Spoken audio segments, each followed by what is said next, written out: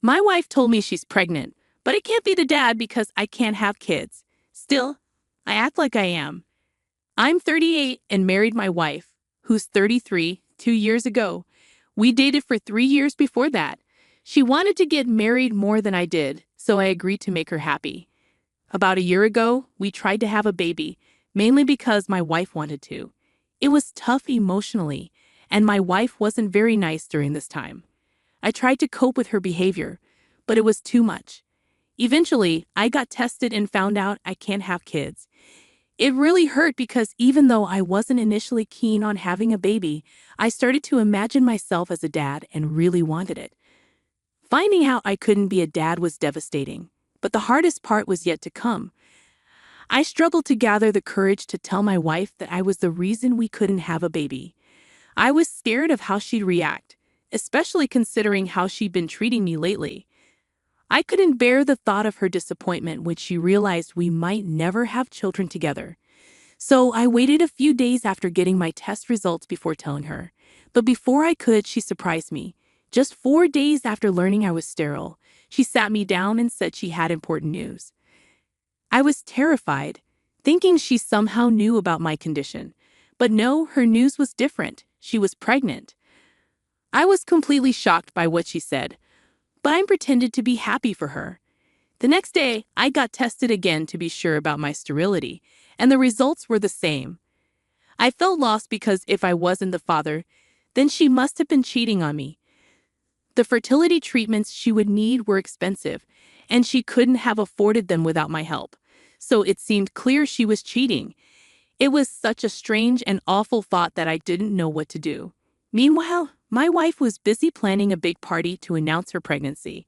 She looked so happy, and I felt crushed inside. But I had to hide my emotions because I needed to figure out what was going on. I kept everything to myself, not even telling my family.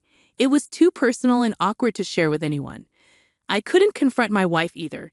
Too much time had passed, and I needed to know who the real father was before I said anything. Fortunately, I found out at the party. Many people were there, including our families, friends, and some of my colleagues. She even invited our neighbor from across the street, a 27-year-old guy who's a model. He's undeniably good-looking, probably better looking than me or most people given his profession.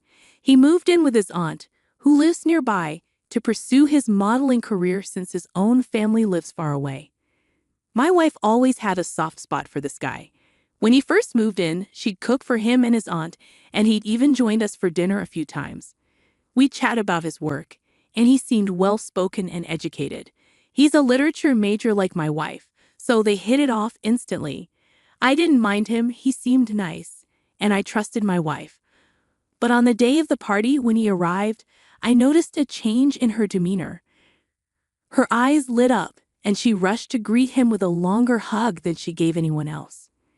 While others didn't seem to notice, I did, and it felt like something was brewing between them. I needed to confirm my suspicions, so I pretended to go to the bathroom but sneaked into the bedroom to check her laptop. It was harder to access than her phone, as she was always using it whenever I was home. Whenever I asked her what she was doing on her laptop, she'd deflect and claim she was working on her novel, a project she'd been immersed in for months. I respected her privacy and believed her, thinking she was genuinely focused on her writing. But now, with suspicions rising, I doubted there was a novel at all. It seemed more like an excuse to keep me from seeing her screen. Luckily, there was no password, though I could easily access it. After some searching, I discovered another email account she had. I switched to it and found a trove of emails exchanged between her and our neighbor. They were full of love confessions from both sides, and in the more recent ones, she told him about her pregnancy. He didn't take the news well, leading to a pause in their correspondence, likely because he wanted to end things. But my wife wasn't ready to give up on him. Then I received the most shocking email of all. She told him she'd consulted a lawyer friend about filing for divorce right after the baby's birth. She admitted that the reason she pushed for a baby was to secure alimony and child support, enabling her to leave me for our neighbor shortly after and start a new life with him. Reading that email filled me with horror, and even now, the sickening feeling returns whenever I think about it. Pushing aside my emotions, I focused on the task at hand. I discreetly took several photos of the incriminating email with my phone before shutting down her laptop and returning it to its place. While the infidelity hurt, what disgusted me most was her calculated plan to deceive me. Cheating was one thing, but manipulating me into parenthood to finance her fantasy life with her lover was beyond comprehension. And to top it all off, she played the role of a happy wife so convincingly that I hadn't suspected a thing. Her joy seemed almost unsettling, but my anger drove me to seek revenge. I resolved to bide my time and reveal the truth when she least expected it. I couldn't let her off the hook without experiencing the pain, betrayal, and frustration I endured upon discovering her deceit. Some might call me vengeful, but I felt it was necessary. So for the next 9 months, I played the part of the perfect husband and soon-to-be father. It was challenging knowing she was lying to my face, but her deception only fueled my determination. I accompanied her to every doctor's appointment, ensured she took her vitamins, and portrayed the ideal partner. Then finally, a few days ago, my wife went into labor. Adding insult to injury, she was such a skilled actress that I hadn't suspected a thing. Her facade of happiness was almost eerie, but my anger drove me to seek retribution. I resolved to play along and then deliver the crushing blow when she least expected it. There was no way I would let her escape the consequences without experiencing the pain, betrayal, and frustration I felt upon discovering her deception. Some might label me as unstable, but I felt justified in my actions. For the next 9 months, I meticulously portrayed the role of the perfect husband and expectant father. It was difficult knowing she was deceiving me, but her falsehoods only fueled my determination. I attended every doctor's appointment, ensured she took her vitamins punctually, and endeavored to be the ideal spouse. Then, finally, just a few days ago, my wife went into labor. My heart raced as I left the hospital, feeling like I might need a hospital bed myself. I quickly dialed our neighbor to let him know my wife was in labor, not bothering to wait for his response before hanging up. Jumping into my car, I waited anxiously for my wife's family to arrive. As soon as I spotted her dad's car pulling into the driveway, I wasted no time in getting out of there. I turned off my phone and drove until I reached a motel on the outskirts of town. I'd already packed my bags weeks ago and stashed them in the trunk, ensuring I had everything I needed and wouldn't be caught off guard. The rest of the day was spent trying to distract myself with TV and beer, anything to escape the turmoil. Eventually, I drifted off to sleep, feeling a sense of relief that the charade was finally over. The next morning, I woke up and reluctantly turned on my phone. Predictably, there were countless messages from my wife and our neighbor, all of which I ignored. However, I did glance at texts from my parents and brother. It seemed my wife had reached out to them when she couldn't reach me. Feeling a sense of obligation, I called my parents to reassure them and promised to explain everything once I returned home. I even asked them to bring my brother along, as they deserved to understand the situation fully. I drove over to my parents' place, finding my brother already there along with our confused and somewhat irritated parents. Understandably, they were upset because I had missed the birth of my own child, which also meant they missed becoming grandparents in the moment. Sitting them down, I laid out the entire story, explaining my actions and reasoning behind them. By the time I finished, they were left speechless. I braced myself for a barrage of questions and accusations, but surprisingly, there were none. My dad simply expressed a hope that things wouldn't escalate further, and if the others had anything to say, they kept quiet. It seemed things were calm on that front. This happened a few days ago, and although my family hasn't said much, my wife has been relentless in blaming me for ruining her first-time mother experience.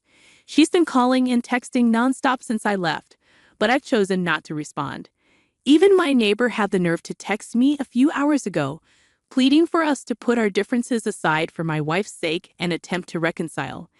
It's unbelievable how they're trying to downplay the seriousness of the situation. He even mentioned that my wife had supposedly rekindled her feelings for me during her pregnancy, which supposedly surprised both of them. But I saw right through that deception. If she was falling for me again, Why was he still in the picture? They must think I'm incredibly naive. My wife may be upset, but I'm not about to be manipulated into giving our marriage another chance. She's mostly angry because she believes I knew everything from the start but chose to stay with her and pretend everything was fine. She accuses me of deceiving her by remaining with her throughout her pregnancy, despite knowing the baby wasn't mine and that she'd been cheating with our neighbor. Update 1. It's been almost a week since the baby arrived, and I've been holed up in a hotel room. I haven't visited my wife, nor do I plan to. Despite my clear stance, she continues to bombard me with texts and calls. I haven't blocked her yet, but I've cut off communication with our neighbor, who's been trying to persuade me to reconcile with her. I'm convinced he's only doing it to secure a share of any divorce settlement or alimony, given their financial dependency. While I appreciated my wife being a homemaker, her infidelity is unforgivable. Contrary to accusations, I didn't push her to quit her job. It was her decision and I supported it. I'm confident my lawyer can exempt me from alimony once her infidelity is proven, which should be straightforward. As for our neighbor, he's still struggling professionally, so supporting my wife, a baby, and himself will be challenging. Frankly, I'm relieved to be out of this mess and won't give them anything, not even my attention. I hope my wife sees reason and doesn't contest the divorce, but I'm prepared if she does. I've safeguarded evidence of her deceit, ensuring I'm protected legally. Even as she deletes her email account, I have copies of incriminating exchanges. I'm willing to pay alimony if necessary, but I refuse to stay with her. Despite owning the house, I'm giving her time to leave voluntarily. Hopefully, this ordeal will soon be behind me. Update 2. As expected, my wife's lack of sense has led her to reject the settlement I offered, which I found quite generous considering it covered her expenses during our marriage. I'm baffled by what she hopes to achieve, but it's her choice. Yesterday, she texted to say she's left the house.